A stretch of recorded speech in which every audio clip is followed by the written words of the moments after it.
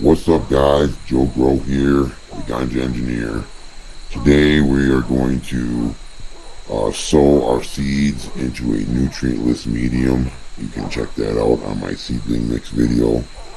And you'll see that we're going to sow them into these little tiny trays, and that's because we want to transplant them when they're fairly young, and we want to inoculate their root zone with the mycorrhizal inoculant. So these are just like what you would use as like a little puck or something, but these are kind of what I use this year anyways. It's about 70 degrees on top of the paper, so that means that the bottom of the trays is at 79 degrees and the top of the paper only made it to about 70 with that hoodie on there, and it's about 65 degrees on the outside air. And I am kind of afraid of shocking the seeds a little bit, but in nature they do go through different little stress factors, and it might even help them. Let's look here at the seeds. You can see that most of them are popping out and are ready to go. The hydrogen peroxide has done its job, which is to create oxygen and clean your seed off and clean any pathogens, molds, or bacteria off that you might otherwise see growing. I'm just taking some water and I'm forcefully pushing the seeds down into the cup. And if the seed doesn't fall, then I know that my pre-soak didn't go as planned. Perhaps the water was too cold, perhaps the water was too salty, but for some reason that seed in that amount of time didn't take up enough water. Maybe the seed husk itself was, just extremely hard and smooth, and it was really hard for the water to penetrate it. So that's kind of what we have to figure out here. Was there enough acids, attached to the seed and stuff to help this thing along, and how old were your seeds, blah blah blah. But it turns out that they all pretty much sunk, or at least were suspended, and now we're going to plan out how much water we're going to need.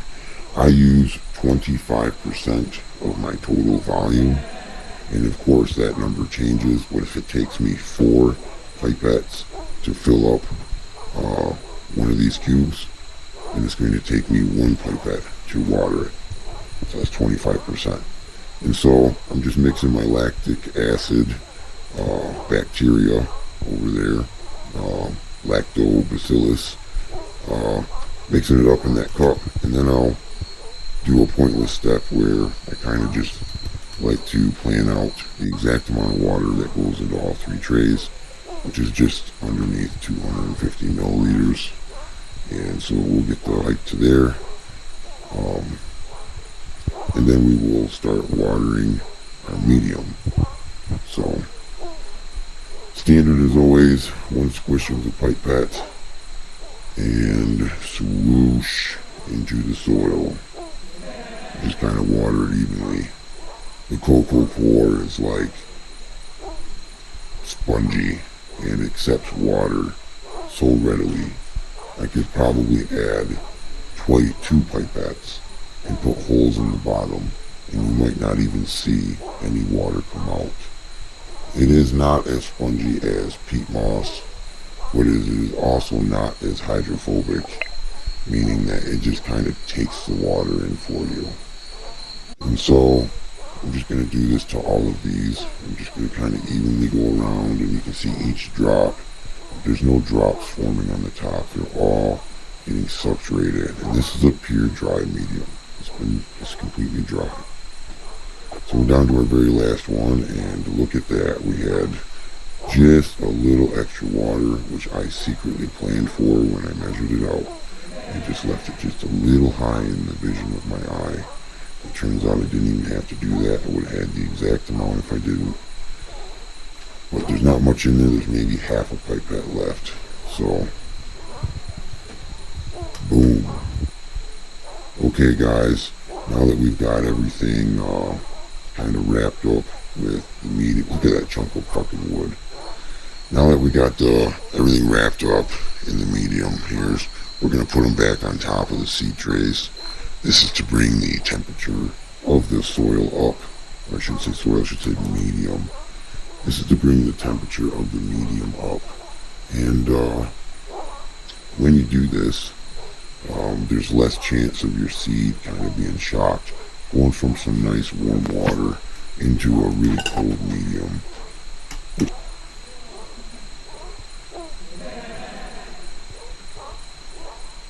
So, there we go. There you have it. Now we're down to, and 2 hours later, and we're coming back to check on some of these puppies. So, about just under 70 degrees again, on the top of the soil. You can see that it's still moist. I'm going to go through and I'm going to break it all up, kind of make sure that it's really loose. You know, I'm going to put a little 1/4-inch hole where each of the seedlings are going to go. So again, this is 2 hours later, after we dropped the seeds and after we covered it up. The mediums are equalized in their temperatures now. The moisture inside of the medium has spread to all the little micro cavities in the medium. And all of our seeds at this point, within 2 hours, have pretty much popped and a little tiny root is coming out.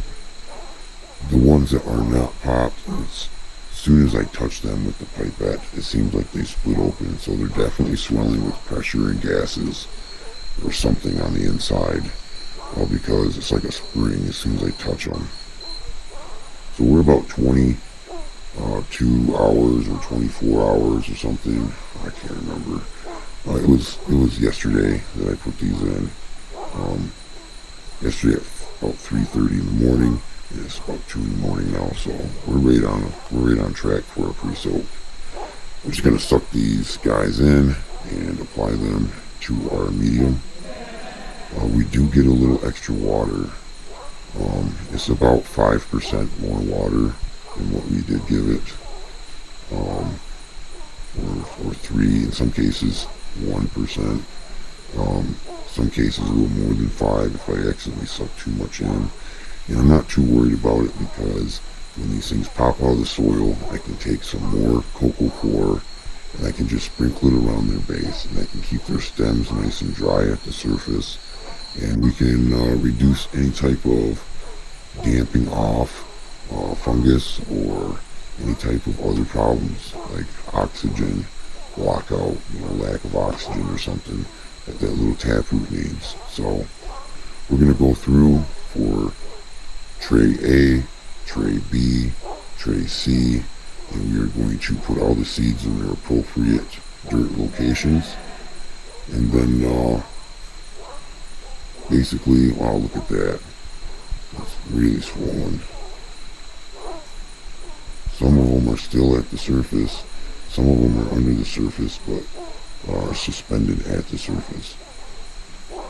And I don't know how long exactly it's going to take for them to come out. It usually takes them a day to 3 days to come out of the soil or to actually show themselves as a little plant. It might just be 1 day if it's all done properly. You can see some of these I have 2 seeds in, and just because I had an extra seed fall in the dish when I was pre-soaking them. So I'm just going to choose the best of each one of those seeds, and we're going to throw those at the moment into their respective locations. And it can seem like a lot of work, but it's really not. And you just want them to be about 1/4 of the inch in. And each one of these were inoculated with the lactic acid already. That's really going to help germination, and it's really going to keep them healthy. These are my 3 extra seeds, and I'm just going to put them in this lactic acid vial as an added experiment. We'll drag it along with us and see if they tap any roots or what goes on. My guess is that they're going to drown because they're not on top of the water. I'm going to take this temperature probe, and I'm actually going to stick it right in the medium along the edge. And I'm going to bury it down to where it's both at the top and the bottom. And that is going to control the heat map underneath, and the heat map will then stay on until that medium is where I want it. So that's it, guys. Good luck to you. Peace out.